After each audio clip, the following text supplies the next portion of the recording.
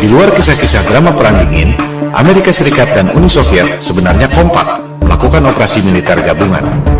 Penjelajahan Antartika yang terakhir, Operation Deep Freeze 1956-1957 oleh Amerika Serikat dan Soviet.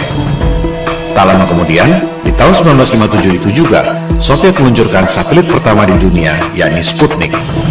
Fungsi Sputnik sebagai satelit bisa dibilang tak ada apa-apanya. Sebuah bola dengan diameter 58 cm dan hanya membunyikan sinyal yang tak penting. Yang signifikan adalah roketnya. Itu adalah kali pertama manusia bisa mengirim roket sampai ketinggian 577 km. Lebih dari setengah pulau Jawa ke angkasa. Amerika Serikat menyusul tak lama kemudian, mengirim roket berisi satelit Explorer tahun 1958. Amerika Serikat dan Soviet sama-sama tahu ada sesuatu di angkasa yang sangat serius. Kita hanya mendengar sedikit lewat fenomena Van Allen belt. Ada medan radiasi yang menutupi bumi. Keadaan yang sesungguhnya jauh lebih serius dari itu. Begitu seriusnya, hingga Amerika Serikat dan Soviet sama-sama membom nuklir langit selama 4 tahun. Sebuah operasi militer yang sangat mahal yang tak mungkin dilakukan jika tidak benar-benar penting. Operasi ini disebut High Altitude Nuclear Explosions, disingkat HANE, dari tahun 1958 sampai 1962. Dulu top secret. Sekarang kita semua bisa mengakses informasi setelah rahasia tersebut dibuka ke publik 50 tahun kemudian, yakni tahun 2012 yang lalu. Kita bisa mengetahui nama operasinya masing-masing, tempatnya, waktunya, dan kekuatan bomnya. 1000 kali lebih dahsyat dari bom atom Hiroshima dan Nagasaki. Ini menunjukkan betapa seriusnya persoalan tersebut. Kita perhatikan nama-nama operasinya. Operation Dominic, Operation Fishbowl. Kita pahami dulu apa maksudnya. Melalui teknologi roket yang bisa mencapai ketinggian 577 km, Amerika Serikat dan Soviet sama-sama tahu bahwa ada tirai alias kubah celestial yang menutupi bumi. Kubah yang tidak kelihatan, tapi memiliki radiasi yang mematikan, seperti perisai elektromagnetik dalam film Star Trek.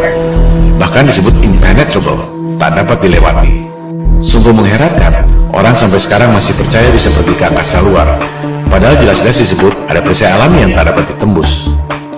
Ini yang dulu dikatakan oleh Ibnu Sina 1000 tahun yang lalu sebagai solid but transparent spheres, dan yang dikatakan oleh Nikola Tesla 100 tahun lalu sebagai celestial spheres. Untuk mudahnya, kita sebut saja kubah celestial atau kubah bumi. Elit global merasa kita ini seperti ikan dalam akuarium. Mereka mau menghancurkan akuarium itu dengan bom nuklir. Oleh sebab itu, operasinya disebut Operation Fishbowl.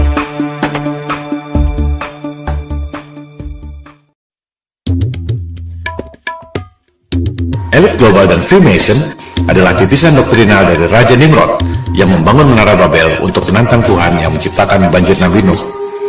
Mereka percaya bahwa yang namanya Paradise alias surga Firdaus adalah Atlantis, sebuah benua yang ditenggelamkan oleh Tuhan lewat banjir Nuh.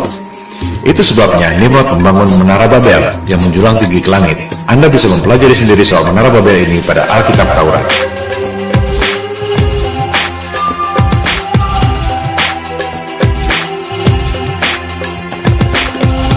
Elit global melakukan hal yang sama, Operation Fishbowl, menghancurkan akuarium alias kubah celestial yang menutupi bumi dengan menggunakan bom nuklir. Persis seperti Raja Nimrod membangun Menara Babel menjulang tinggi ke angkasa untuk menantang Tuhan. Oleh sebab itu, operasi bom nuklir kubah bumi ini disebut Operation Dominic alias Operasi Tuhan.